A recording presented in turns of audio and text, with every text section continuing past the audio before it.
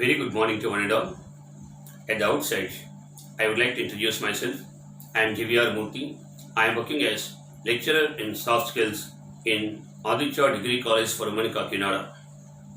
I did my BE Metallurgical Engineering from AU College of Engineering, Visakhapatnam. I earned my postgraduate diploma in Communication and Soft Skills from Gvrmurthy University. I achieved my ELTA certification from IFLU Hyderabad, BEC certification from British Council Chennai, and HRTS certification from Wipro Mission 10X Bangalore. Very recently, I have been awarded a gold medal and a silver medal from IIT Madras for my excellent performance in Nptel English Language for Competitive Examinations and Nptel Technical English for Engineers.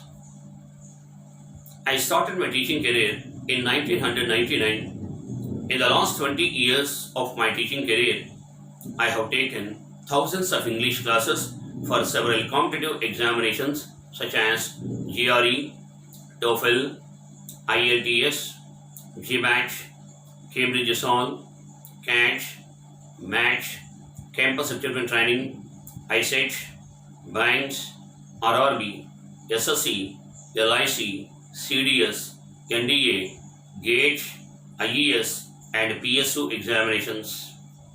Since the beginning of my career, I have got a plethora of opportunities to deal with the students of graduation, post-graduation, engineering, MBA, MCA, nursing, pharma, and the aspirants of several competitive examinations.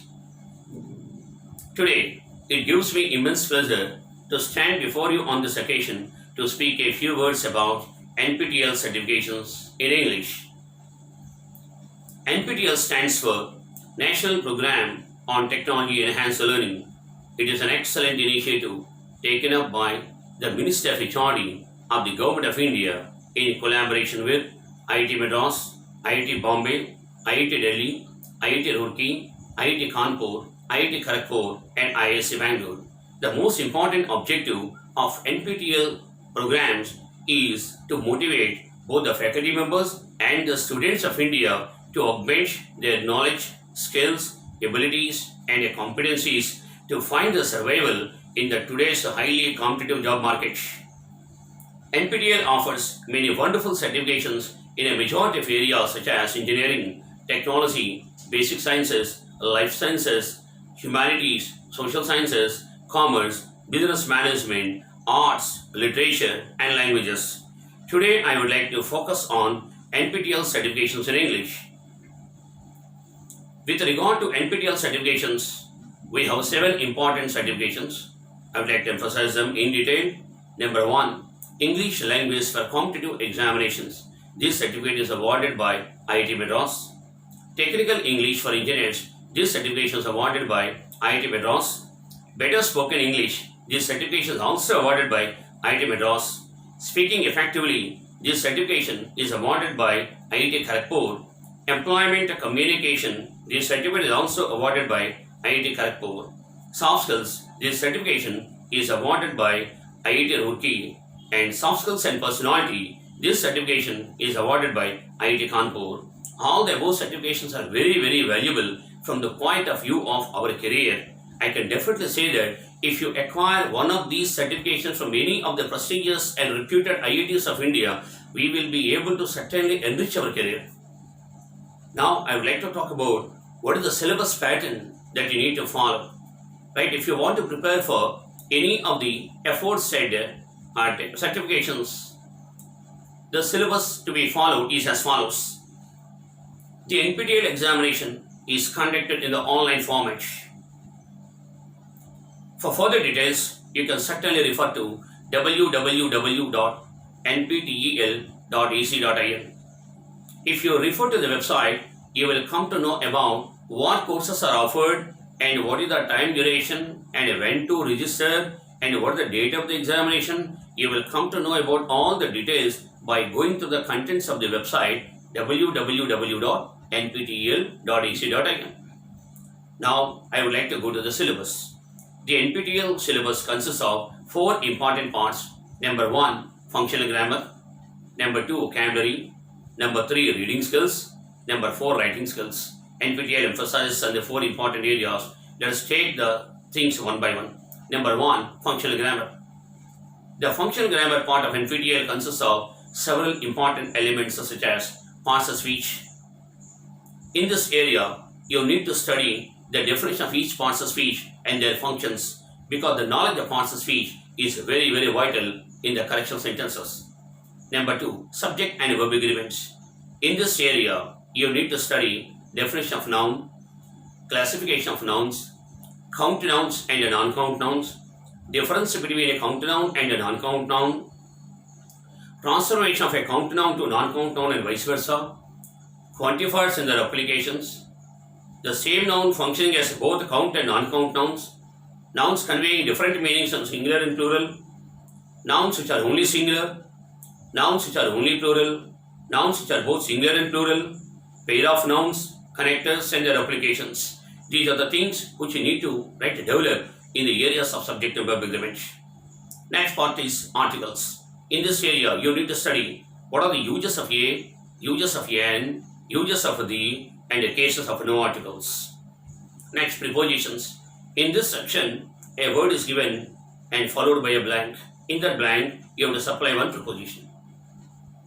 Next, conjunctions.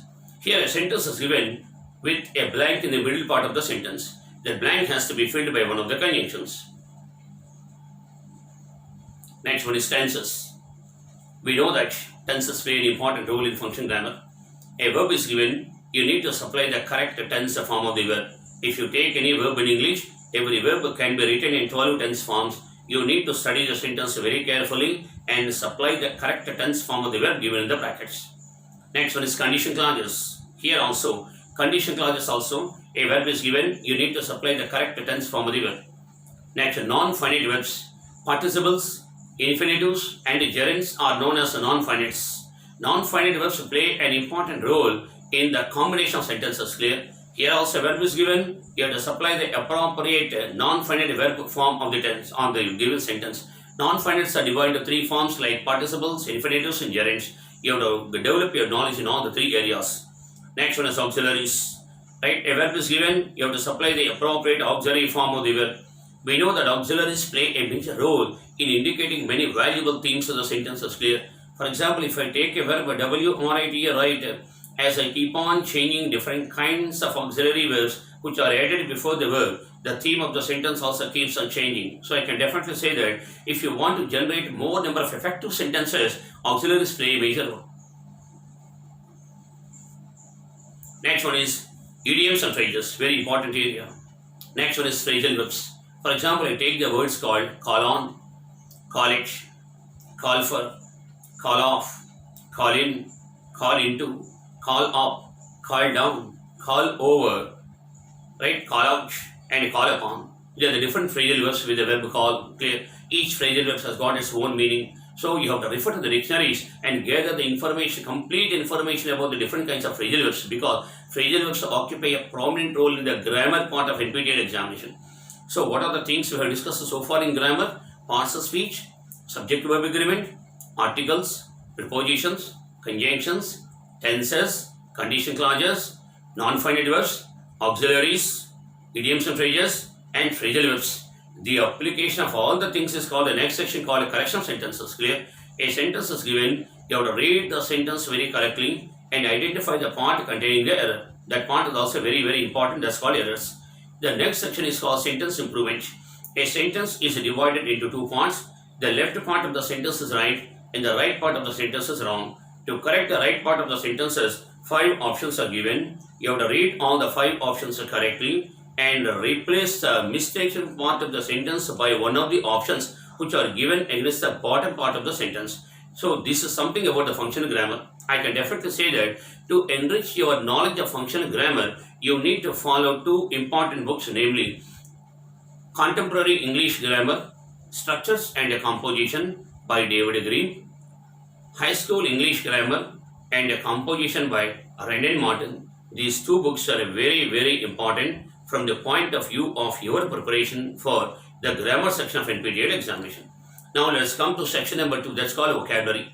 In the vocabulary, They will ask you 7 types of sections: synonyms, antonyms, analogies, fill in the blanks, one word substitutions, ordinary nouns, and paronyms. These 7 areas are very important. To develop your vocabulary part, I would like to suggest you 2 important books. Number 1, Word Power Made Easy by Norman Lewis and Barron's GRE. These 2 books prove to be highly beneficial to augment your knowledge of word power. I can definitely say that vocabulary plays a major role in achieving excellent score in your Nptel examination. In the part of Nptel examination, synonyms and antonyms are related to each other, because if you become good at synonyms, you will automatically become good at antonyms. Clear? And another important feature is that one word substitutions are very, very essential. All the one word substitutions that we commonly come across in our daily life are found in the book of Norman Lewis. For example, if you take the book of Norman Lewis, we have excellent words like egoist, egotist, altruist, introvert, extrovert, ambivert, misanthrope, misogynist, misogynist, ascetic, stoic, misologist, misandrist, egocentric, egomaniac, dilettante, dabbler, lecher, novice, neophyte, tyro, greenheart, rookie, harridan, virago, termagant, hedonist, sybarite, bon vivant, synagogue, symbiosis, syndrome. This kind of many wonderful one-word substitutions are given in the book of Norman Lewis. So I can say that if you read the book of Norman Lewis, you will be able to achieve a lot of knowledge in the areas of synonyms, antonyms, and one-word substitutions. Next one is fill in the blanks. Fill in the blank section is also very essential. In the fill in the blank section, a sentence is given followed by a blank. To fill the blank, some words are given. The words given at the bottom of a sentence may belong to the category of a verb, an adjective, an adverb, or a noun. You have to recognize the meaning of the word and decide which word has to be filled in the blank. Next one is odd man out, very essential. Odd man out is nothing but 5 words are given, out of which 4 words belong to one particular category and the 5th word does not belong to that category. You have to identify that particular word. And last one is paronyms. What is paronyms? Confusable words in English. In English language, there are many words are there. Their pronunciation is the same, but the meanings are different, spellings are different, their parts of speech are different, and the applications are also different.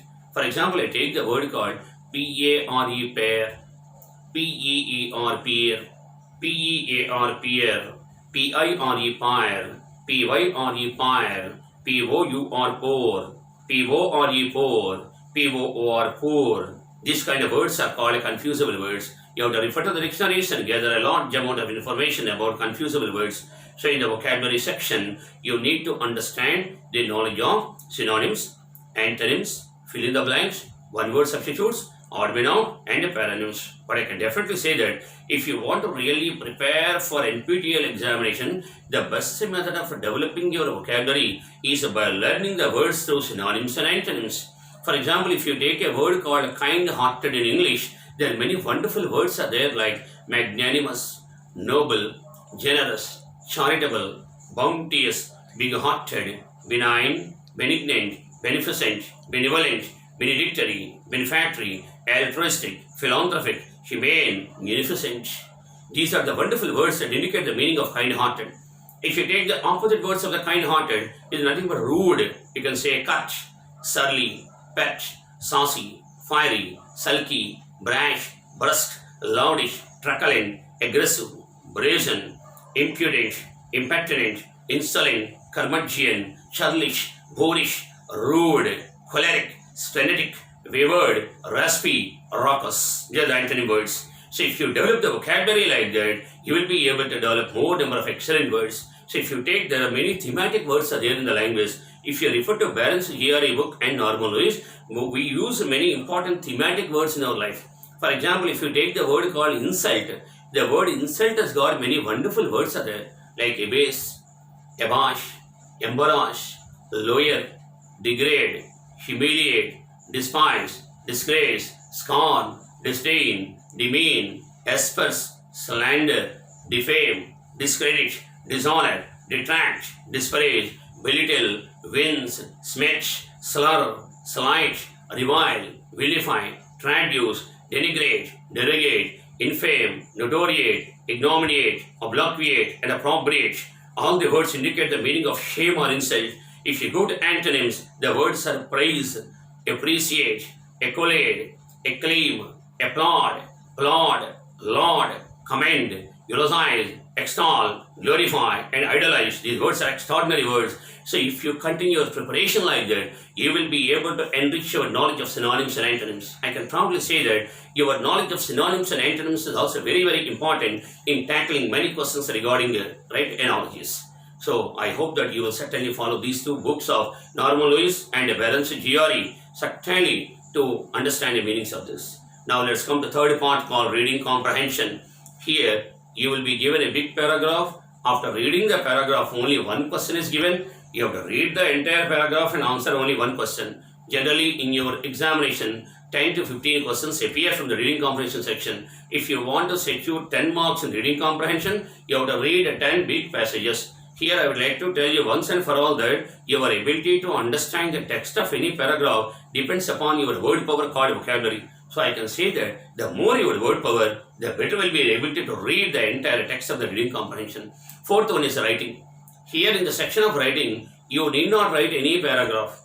You will be required to gather the knowledge about some facts pertaining to writing. Generally, when you think of the concept of writing, in the writing section, you will be asked to identify several objective type questions regarding paragraph writing, essay writing, letter writing, precise writing, paraphrasing, summarizing, note-taking, note-making, report writing, proposal writing, technical article writing, notices, circular, agenda, minutes of the meeting. They will ask the questions regarding this. For example, I take, what are the characters of a good paragraph or essay? A paragraph or essay consists of some qualities like unity of thought, logical sequence, variety, structure, coherence, formal language, main ideas, supporting ideas, introduction, main theme, main argument, and a conclusion. Then the qualities of a good paragraph or essay. Similarly, they will ask you what are the objectives of letter writing, what are the types of letter writing, what are the parts of letter writing, and what are the do's and don'ts in composing a good and effective letter. What are the types of letters? What do you mean by personal letter, business letter, official letter, special letters? There are many kinds of letters are there. You need to gather the complete information about all these aspects pertaining to writing. And another important point is that what are the standards for writing? Generally, when you want to write a letter to your friends or relations or parents, that kind of writing is called informal writing. Nobody would like to bother what kind of language you use. But if you want to talk about the act of professional writing, certainly you must have some standards. What are the standards in professional writing? Define, describe, narrate, reflect, highlight, explore, propound, accentuate, elucidate, enunciate, explore, augment, ameliorate, conciliate, reconcile, console, convince, appease, pacify, mitigate, mollify, placate, propitiate, allay, palliate, abate, subside, moderate, lessen, aggravate, intensify, worsen, embitter, heighten, impair. This kind of professional words must appear in your writing. They will ask you the questions like, which of the following belongs to the category of professional words? Clear? So generally, if you gather the information about paragraph writing, essay writing, letter writing, precise writing, paraphrasing, summarizing, note-taking, note-making, and professional communication. And apart from that, you also develop the habit of reading any English newspaper of your choice so that you will be able to develop your vocabulary and also your power of reading so that you can certainly achieve success. Therefore, I would like to take this wonderful opportunity to make an earnest advocation to all the students of India to put my words into practice, put in your strenuous and untiring efforts, and achieve excellent Nptel certification in your career and add and get a lot of value addition to your career. In fact, apart from that, you have to listen to all the videos because if once you enroll for any course, the people will send you many wonderful videos to you. You have to watch all the videos and whatever content is telecast in the videos, you have to note down the entire content in your notebook. You have to read all the things and you have to submit many important assignments that they send to you. Because now and then they send the assignments once in a week. Every week you have to submit one assignment and you have to note down all the videos. If you take NPTEL English language for competitive examination, nearly 60 to 65 videos are there. And if you take the technical English for engineers, there are nearly 36 to 40 videos are there. In my life, I paid a lot of attention to watch all the videos. I noted down all the contents. Even today I have the books with me, very clear. Even today I have the books with me, very clear. Even today I practice the contents explained in all the sections. And I submitted all the assignments at now and then. Whenever, right before the deadline, we need to submit the assignments. So I followed all the videos, I noted down the contents, I submitted all my assignments, then I attended the proctored examination, clear? And I took my NPTEL English language for competitive examination course at TCS ION District Zone in Vijayawada. And I took my NPTEL Technical English for Engineers examination at TCS ION District Zone in Tirupati, clear? I followed all the wonderful suggestions of the mentors. I would like to take this wonderful opportunity to express my profound sense of gratitude to Her Excellency, Honorable and Reverend Professor of English of the Department of English and Humanities at IIT Madras, Professor Dr. Ayesha Iqbal Visamohan, for her extraordinary mentorship and her guidance, inspiration and motivation to all the test takers to acquire all the necessary skills to able to triumph into the examination. I am extremely delighted that I have been awarded a gold medal and a silver medal from a prestigious institution like IIT Madras, which has been sanctioned the status of the Institution of Eminence IOE from the Ministry of HRD of the Government of India. With these very few concluding remarks, I would like to take leave with all of you for today. Thank you very much. Thank you and all.